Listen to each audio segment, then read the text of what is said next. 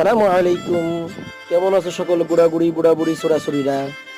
আজকে চলে আসলাম সবুজ শ্যামল ধান ক্ষেত।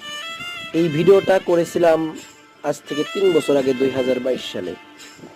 তখন আমি মাঠের দিকে গেলাম, যে দেখি পুরো মাঠটাকে কে যেন সবুজ আর হলুদ দিয়ে ছেয়ে দিয়েছে। কত সুন্দর লাগতেছে। সবচেয়ে নিয়ামতপূর্ণ কথা হলো যে এই যে ধানের শীষ, এখান থেকে আল্লাহ তাআলা আমাদেরকে খাদ্যের ব্যবস্থা করতেছে। আলহামদুলিল্লাহ, এটা খেয়ে আমরা জীবন যাপন করতেছি, নিজের জীবনের সকল চাহিদা পূরণ করতেছি।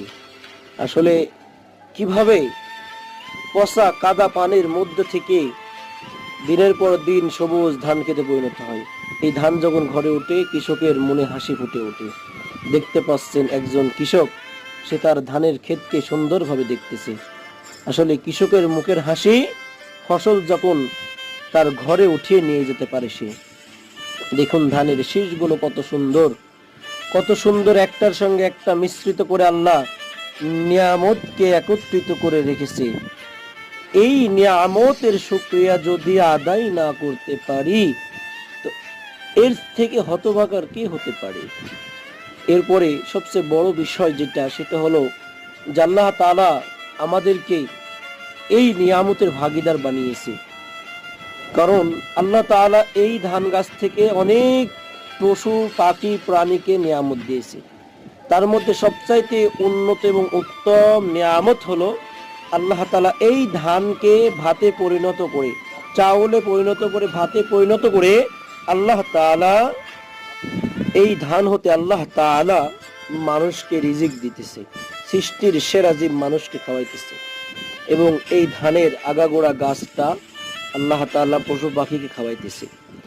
এবং ওই সকল পশু এই ধানের আগাগোড়া গাছকে খড় হিসাবে খেয়ে ওই পশু পাখিগুলো তাজা, মোটা তাজা হয়ে ওঠে। সেগুলো আবার মানুষ জবেহ করে গোশত হিসাবে খায়। এ কত বড় নিয়ামত! এই এত বড় নিয়ামতের শুকরিয়া আদায় করে শেষ করা সম্ভব নয়। এজন্য সর্ব অবস্থায় আল্লাহ তাআলার নিয়ামতের শুকরিয়া আদায় করতে হবে। যে কিভাবে আল্লাহ তাআলা রিজিক কাদা মাটি, পচা মাটি হতে উত্তোলন করে মানুষের মুখ পর্যন্ত পৌঁছাই দিচ্ছে। সুবহানাল্লাহি ওয়া বিহামদিহি। আর একজন কৃষক এটা করতে অনেক পরিশ্রম করে এবং তার মুখে ফুটে ওঠে আল্লাহ তাআলার নিয়ামতের অশেষ নিয়ামতের শুকরিয়া। ইনি হলেন একজন সেই 19 শতকের সময়কার একজন কৃষক। সে এখন পর্যন্ত কৃষি কাজ করে যাইতেছে। দেখুন তার মুখের হাসিটা, যে তার খেতে এত সুন্দর ধান হয়েছে, এত সুন্দর ফসল হয়েছে। শুকরিয়া, আলহামদুলিল্লাহ। তবে আমি জানি এই ভিডিওটা কেউ লাইক করবে না, কমেন্ট করবে না, শেয়ার করবে না। যদি এখানে কোনো বেগারা নারী নাচতো, কোনো মেয়ে নাচতো, তাহলে ঠিকই করতো।